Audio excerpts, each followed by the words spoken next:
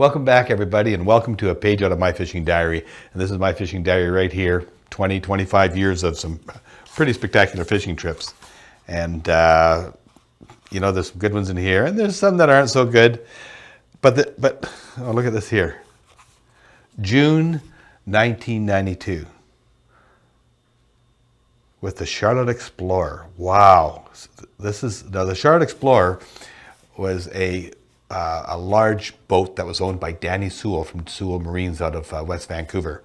And he bought the Charlotte Explorer and he went out to the west coast of the Queen Charlotte Islands. So he was really a pioneer. He was the first person to really take a lodge or to take a large craft, and operate a fishing operation full-time out on the west coast. He started at a place called Security Cove, which is in the southern part of the islands, and then he moved a little bit north and went up to Hippa Island. This was one of the days in June of 1992 where he was we were at Security Cove. And what makes this such a special day is I caught a salmon that took me over an hour and a half to play. It was a big Chinook salmon. I was alone in the boat. I had sent my cameraman off to film some whales in another area, and I was trying to get them on the radio, and they weren't hearing me. And finally, someone else relayed a message to him saying, "Hey, Gary's looking for you guys." And they came around, and I'd been playing this fish for over an hour. I believe it was over an hour. And boy, was I ever glad to see them. And you know why? Because believe it or not, this is a true story. It's the fish gods. The day before, I had mentioned to my crew, I said, you know what I'd like to do? I would like to play a fish over, or not over, but I'd like to play a large fish and show people how to handle a large fish when you're alone in a boat.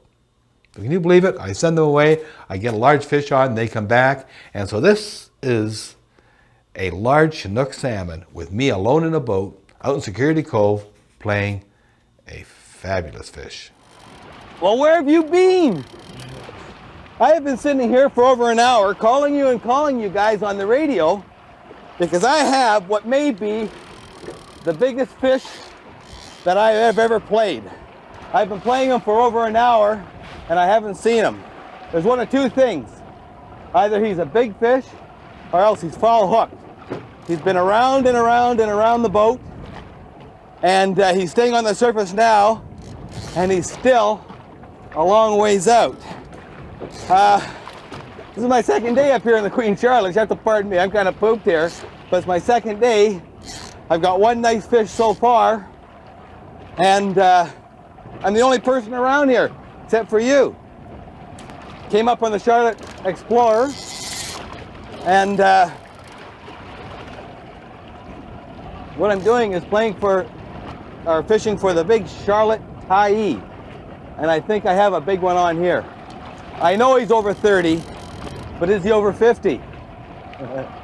We'll find out. Wow, big fish like this are really, really famous for heading toward kelp or heading toward reefs, anywhere where they can try and get that hook out of their mouth. They're a lot smarter. And the other thing too, when you have a really big fish like this, is you have to make sure you have a really good hook set. Many people lose a fish because that hook is really not well set. You got to remember, a big Chinook has a very, very hard mouth. He has a very hard mouth, so you've got to pull that hook into him really tight. Now I can tell he's a big fish just by his tail movements. If we look at that rod tip,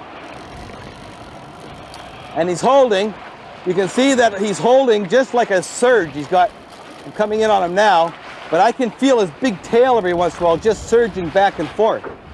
I've got some obstacles that I've got to watch. Obstacle number one is these rocks over here. Obstacle number two is over on this side, there's a big reef. Now he's taken me to that reef twice so far, and I've managed to hold them back. Folks, I'll tell you, a lot of people dream of something like this, and this fish has just given me a spectacular fight.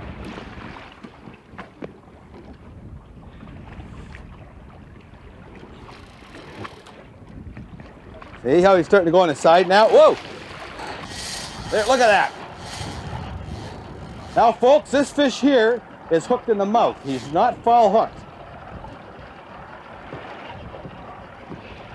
What a fish.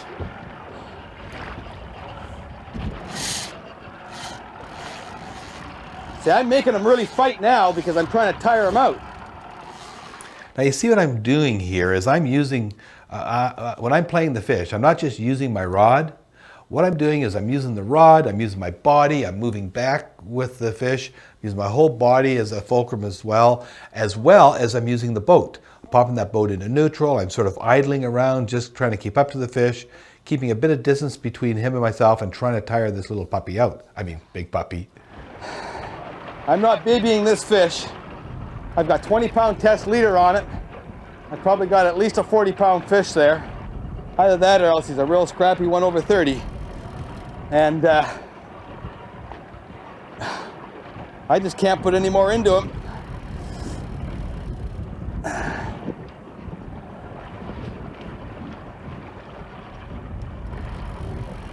You notice how I'm always concentrating on the rod? When that fish gets close to the boat, forget about your rod and concentrate on the fish. In other words, just watch that fish. Keep your hand away from the reel as much as possible. I'm fishing with a knuckle duster here, and you want to keep your line away from that reel as much as possible, away from the handles, because he can break your knuckles.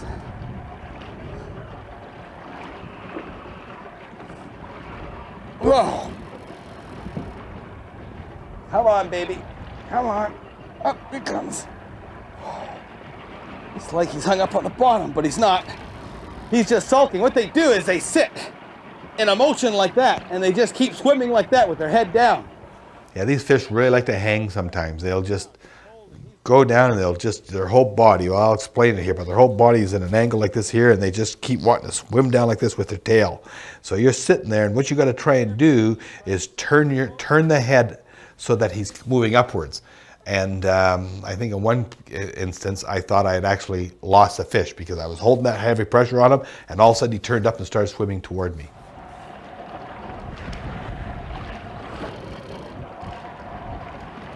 There we go. I just lost him, folks. No, I never. He just came right up there. Look at that, eh? I thought I lost him.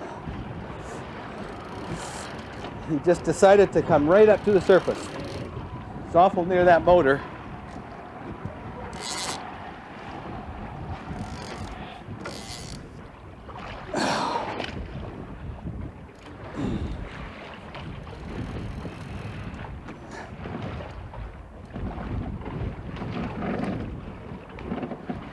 Just gonna roll him.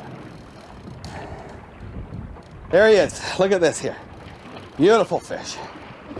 Still not on his side though.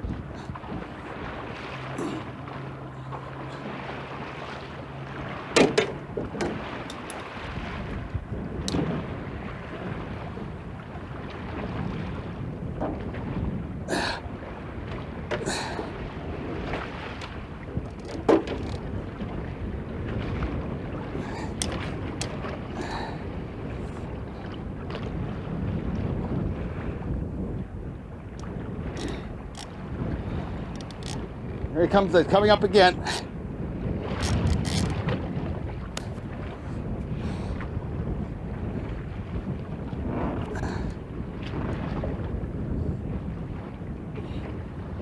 He's getting close now.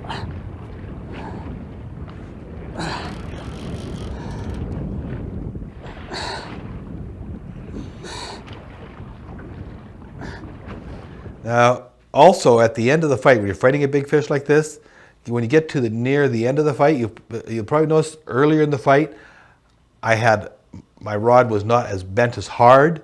I was letting the fish run more, but now I know he's hooked well, and I've got him close to the boat.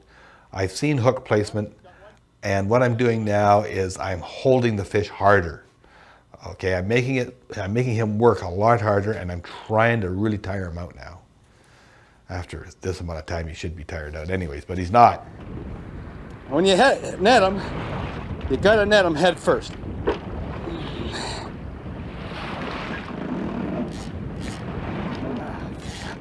bloody wind keeps grabbing that net.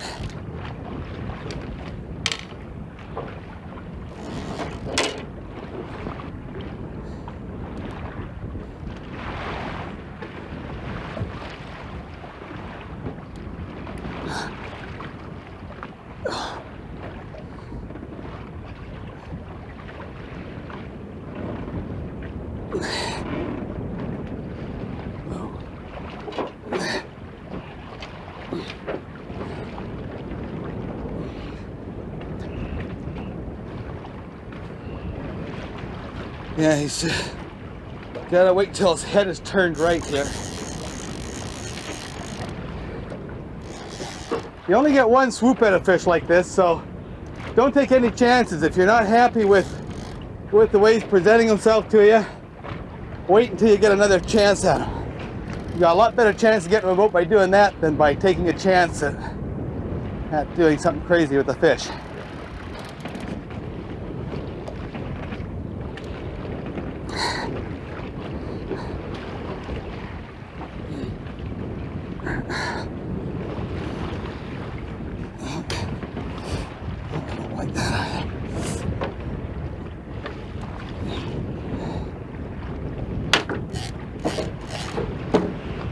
Full fish, eh?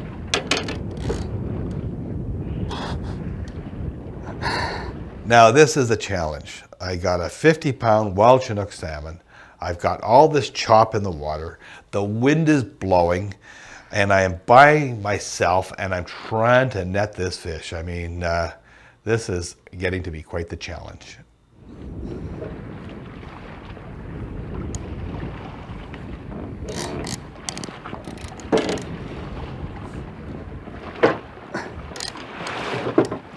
There, we got him!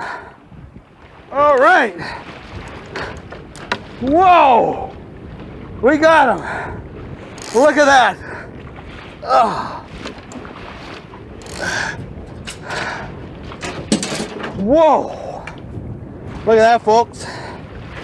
This is what I came up here for. Look at that for a lovely fish. Oh, oh. Whoa!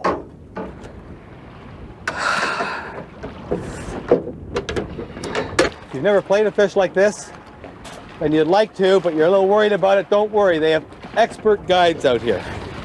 But I'm going to show you what it's all about. This was a battle that took me an hour and a half. And if I'd lost him, he would have just gone down as a great memory and drawn me here again. But even though I've got him, I'll still come back. He's a big fish, so bear with me here. There it is, folks.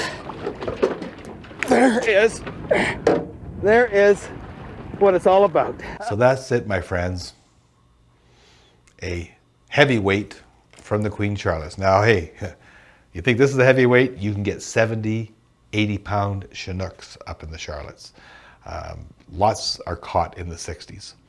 Out on the West Coast, is the Charlotte Explorer still there? No, they're not there, but there are still a few operations that operate on the West Coast. What's it going to be like in 20 years from now?